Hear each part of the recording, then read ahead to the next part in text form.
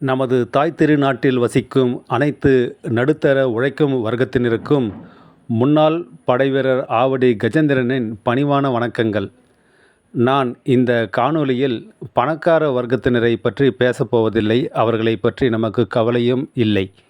நான் கவலைப்படுவதெல்லாம் சொந்த உடல் உழைப்பை நம்பி இருக்கும் ஏழை மற்றும் நடுத்தர வர்க்கத்தினரை பற்றிதான்.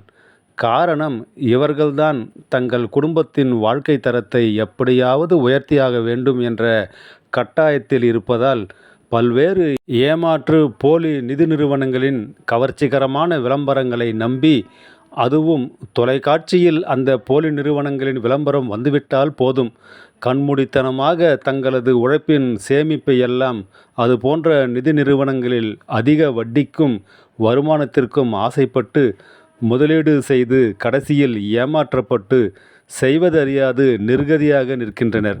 மேலும் இதில் மோசமாக பாதிக்கப்பட்ட, அதிக பணத்தை இழந்த பலர் தங்களது பிள்ளைகளின் சொந்தங்களின் வெறுப்புக்கு ஆளாகி, இப்படி நாம் ஏமாந்து விட்டோமே என்று வேதனைப்பட்டு வெட்கப்பட்டு இனி இந்த சமுதாயத்தில் வாழவே நமக்கு தகுதியில்லை என்று தானாகவே முடிவெடுத்து தங்களது வாழ்க்கையை முடித்து கொள்கின்றனர். தனது சொந்த உழைப்பில் வாழ நினைப்பவர்களின் மத்தியில் உழைக்காமலேயே மற்றவர்களை ஏமாற்றி சொகுசு வாழ்க்கை வாழும் ஒரு சில நயவஞ்சக கயவர்கள் இருக்கத்தான் செய்கிறார்கள்.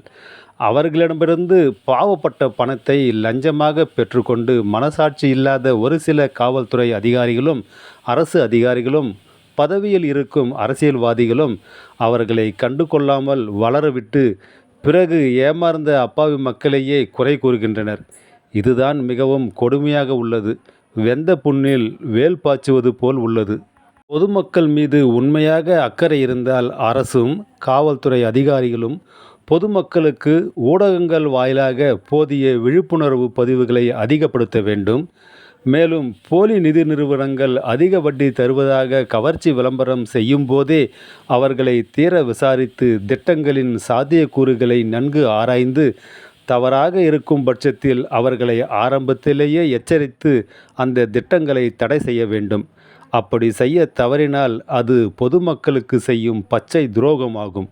அப்படி துரோகம் செய்துவிட்டீர்கள், அதை திருத்தி கொள்ள, பாவ விமோச்சனம் தேடிக்கொள்ள EOW எக்கனாமிக்கல் அஃபென்ஸ் விங், அதாவது பொருளாதார குற்றப்பிரிவில் நிலுவையில் இருக்கும் ஆல்வின் ராபின் மோசடி பேர்வழிகளால் சென்னை முகப்பேரை தலைமையிடமாக கொண்டு செயல்பட்ட ART நிதி நிறுவன மோசடி வழக்கு, இஜாவோ நிதி நிறுவன மோசடி வழக்கு, யூனிக் எக்ஸ்போர்ட் மோசடி வழக்கு, பாபா அசட்ஸ் ஏஞ்சல் மோசடி வழக்கு போன்ற மேலும் பல மோசடி நிறுவனங்களில் பணத்தை இழந்த அப்பாவி மக்கள் அனைவரும் ஓட்டு போட்டு தேர்ந்தெடுத்த அரசையும் அரசு அதிகாரிகளையும் வழக்குகளுக்கு பொறுப்பான EOW பொருளாதார குற்றப்பிரிவு அதிகாரிகளையும் நம்பி என்று வழக்கு முடியும், என்று இழந்த பணம் நம் கைக்கு வரும் என்று ஏங்கி தவிக்கின்றனர்.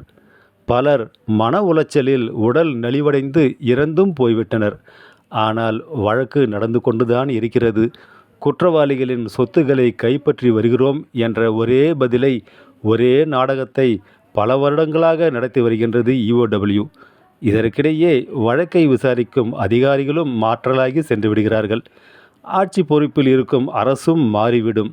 ஆனால் மோசடி செய்த கயவர்கள் மட்டும் ஜாலியாக ஏமாற்றிய பணத்தில் பல தலைமுறைக்கு சொத்துக்களை சேர்த்து சொகுசு வாழ்க்கை வாழ்கிறார்கள். எனவே ஆட்சி பொறுப்பில் இருக்கும் திமுக அரசு இவ்விஷயத்தில் நேரடியாக தலையிட்டு EOW, அதாவது பொருளாதார குற்றப்பிரிவு அதிகாரிகளை அறிவுறுத்தி போதுமான அழுத்தம் கொடுத்து வழக்கு விசாரணைகளை துரிதப்படுத்தி விரைவில் முடித்து மக்களின் இழந்த பணங்களை மீட்டு விரைவில் அவர்களுக்கு பகிர்ந்து அளித்தால் மட்டுமே பல லட்சக்கணக்கான பாதிக்கப்பட்ட மக்களுக்கு திமுக அரசின் மீது நம்பிக்கை வரும். இல்லையேல் அதிருப்தியே மிஞ்சும். அதனுடைய வெளிப்பாடு வருகின்ற தேர்தல்களில் உங்களது கட்சிக்கு எதிராக மாறும். இனி உங்கள் மீது என்றுமே அவர்களுக்கு நம்பிக்கை ஏற்படாது போகும். எனவே இப்போதைய அரசு இவ்விஷயத்தில் தீவிர கவனம் செலுத்த பாதிக்கப்பட்ட குழுவினர்கள் சார்பாக வேண்டுகிறேன். நண்பர்களே, இக்காணொளி அரசின் கவனத்திற்கும் மோசடிக்காரர்களால் இதுபோல் பாதிக்கப்பட்ட மேலும் பலரின் கவனத்திற்கும் சென்றடையும் வரை அதிகம் பகிரவும் தோழர்களே. நன்றி, வணக்கம். வாழ்க வளமுடன், நலமுடன் நீடூழி. வந்தே மாதரம். ஜெய் ஹிந்த்.